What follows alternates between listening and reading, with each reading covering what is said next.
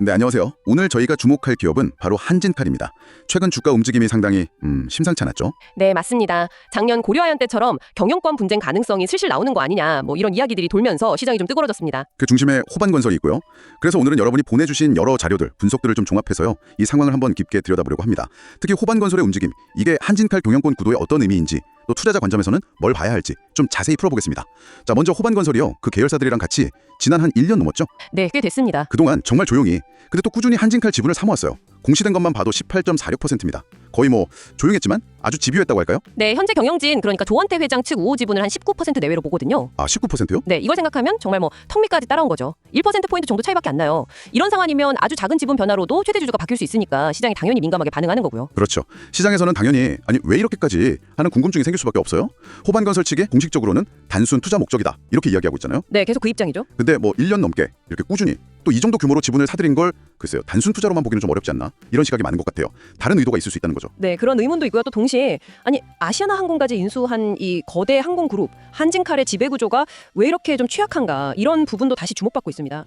조원태 회장 본인이랑 특수관계인 또 뭐 다른 우호 세력 다 합쳐도 직접적인 지분율은 19% 조금 넘는 수준이니까요. 아, 그리고 조현아 전부사장 쪽은 빼고요? 네, 그쪽은 제외하고 계산한 수치입니다. 아무리 그래도 대기업 그룹 핵심 지주사 지분율이 그 정도라는 건 확실히 경영권 방어에는 좀 불안한 요소일 수 있겠네요. 하지만 또 조 회장 측 지분만 보면 전체 그림을 놓칠 수가 있어요. 산업은행이 한 10% 정도, 그리고 미국 델타항공이 한 14% 정도 가지고 있거든요. 아, 그렇죠. 산은이랑 델타? 네, 이쪽은 현재 경영진의 든든한 우군, 그러니까 백기사로 분류가 됩니다. 경영권 방어를 돕는 거죠. 특히 산업은행 지분은 조 회장 측이랑 의결권을 같이 행사하기로 한 걸로 알려져 있고요. 아, 그럼 단순 계산으로는 조 회장 쪽이 한 40% 훌쩍 넘네요. 그럼 일단 방어는 가능해 보이는데요. 그런데도 왜 자꾸 변수 이야기가 나올까요? 역시 그 산업은행 때문인가요? 바로 그겁니다. 예, 지금은 산업은행이 조 회장 측하고 뭐랄까 운명 공동체처럼 묶여있는 모양새지만요. 보내주신 자료들 분석을 보면 어떤 정치적인 환경 변화 같은 게 생기면 이 관계가 달라질 수 있다. 이런 분석이 꾸준히 나와요.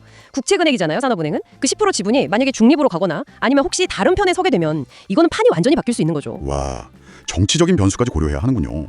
복잡하네요. 네, 상당히 복잡한 상황입니다. 근데 이게 단순히 조원태 회장 측, 호반건설, 산업은행 뭐 이 정도만 있는 게 아니잖아요.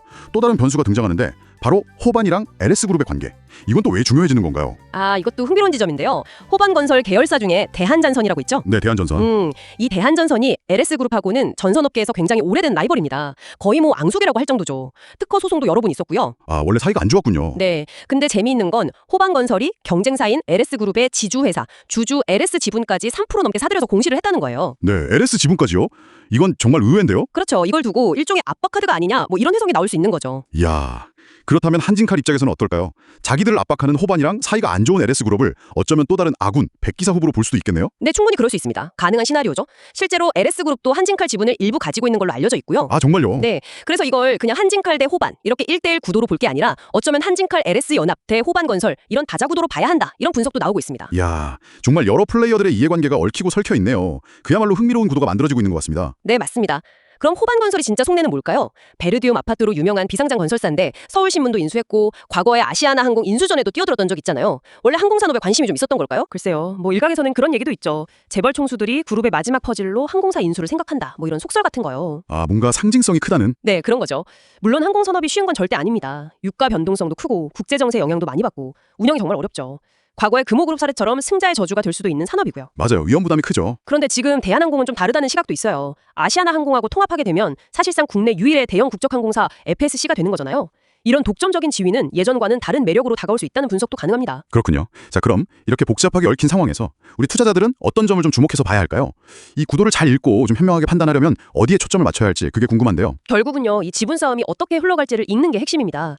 첫째는 호반건설이 여기서 추가로 지분을 더 살지 아니면 단순 투자라는 입장을 바꿔서 경영 참여를 선언할지 이걸 계속 지켜봐야 하고요. 네, 호반의 다음 행보. 둘째는 조원태 회장 측이 방어를 위해서 추가로 우호 지분을 확보할 수 있을지 또 그 성과는 어떨지 이것도 중요합니다. 그렇죠. 지분 확보 싸움. 그리고 셋째, 이게 어쩌면 가장 큰 변수일 수 있는데 바로 산업은행의 태도 변화 가능성입니다. 특히 앞으로 정치 지형이 어떻게 바뀌고 그게 산업은행의 의사결정에 어떤 영향을 미칠지 이게 장기적으로는 가장 중요한 관전 포인트가 될 수 있어요. 아, 산업은행의 스탠스 변화 가능성. 이게 핵심 변수군요. 그리고 아까 말씀하신 호반이랑 LS의 관계 변화. 이것도 빼놓을 수 없겠네요. 네, 맞습니다. 그 두 기업의 경쟁 구도가 이 한진칼 문제에 또 어떤 영향을 미칠지 이것도 지켜봐야 하고요. 또 시간이 지나면서 호반의 진짜 의도가 뭔지 그게 좀 더 명확해지는 시점도 중요할 겁니다. 그렇군요. 현재로서는 정말 다양한 시나리오가 다 열려 있는 뭐랄까 정말 흥미로운 자본주의 드라마가 펼쳐지고 있는 상황이라고 할 수 있습니다.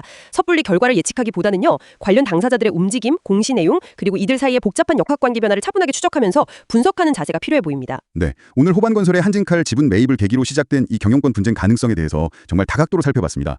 이게 단순한 지분 경쟁이 아니라 산업은행 역할, 또 기업들 간의 오래된 경쟁 관계까지 얽혀서 정말 한편의 드라마 같아요. 네, 앞으로 이 구도가 어떻게 전개될지 또 어떤 예상치 못한 변수가 튀어나올지 지켜보는 것 자체가 시장 참여자들에게는 상당히 흥미로운 일이 될 것 같습니다. 마지막으로 여러분께 이런 질문 한번 던져보고 싶습니다. 이 거대 항공사의 미래는 결국 정치적인 변수에 따른 산업은행의 선택에 크게 좌우될까요? 아니면 건설사와 전선회사, 이 둘의 오래된 경쟁이라는 전혀 다른 차원의 변수가 의외의 결과를 만들어낼 수도 있을까요? 한번 곱씹어볼 만한 질문인 것 같습니다.